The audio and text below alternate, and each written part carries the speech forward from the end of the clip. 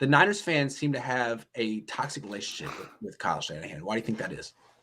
Okay, so I was racking my brain about this because I've been all over Kyle on Twitter, and emotion, man, the emotion that comes back my way is at an all-time high.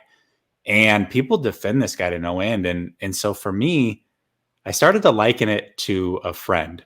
We've all had this friend.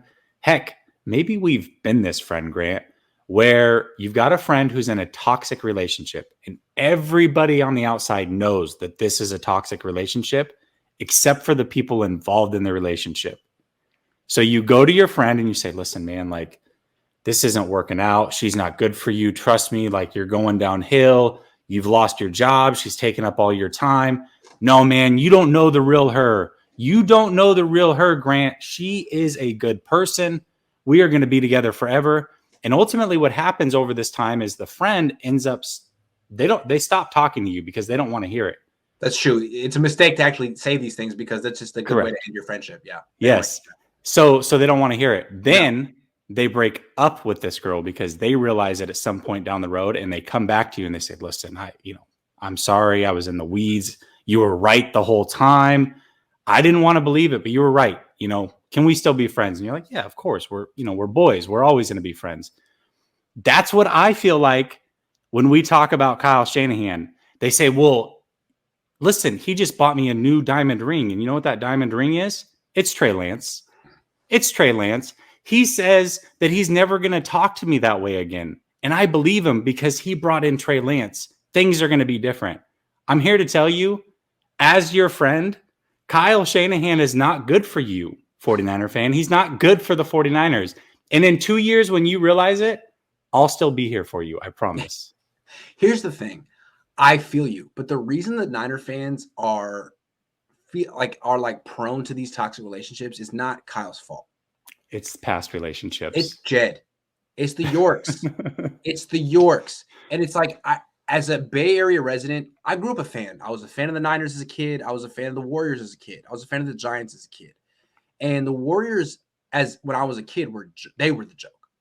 They had the ridiculous ownership, Chris Cohn. And Warrior fans are always trying to find reasons to be positive when you realize, when you really knew, it's futile. It's a ridiculous ownership group. They're not going to get it right. And being a fan of the team was it was a masochistic exercise. And that's where the Niners are right now. The reason they want Shanahan is they really understand that he's the best the Yorks could do.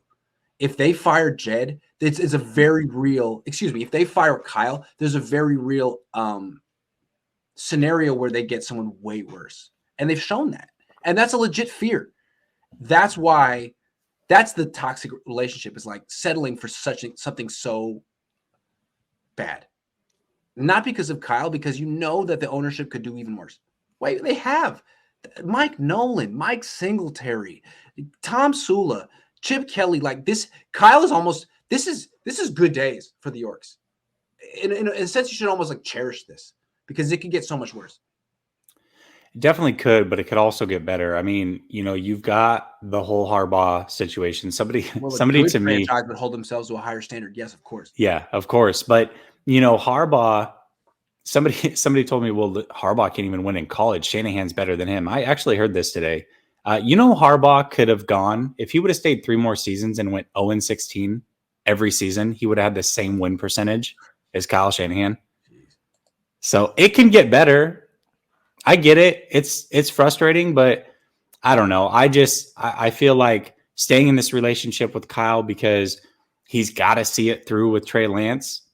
Sell me on him being a good head coach. Anybody, sell me on him being a good head coach. And don't say because he's been to a Super Bowl once. Don't say he's got to see it through. He's the best the Yorks can do. Don't say that. That's not it, man. You've got to take a chance. You've got to take a chance.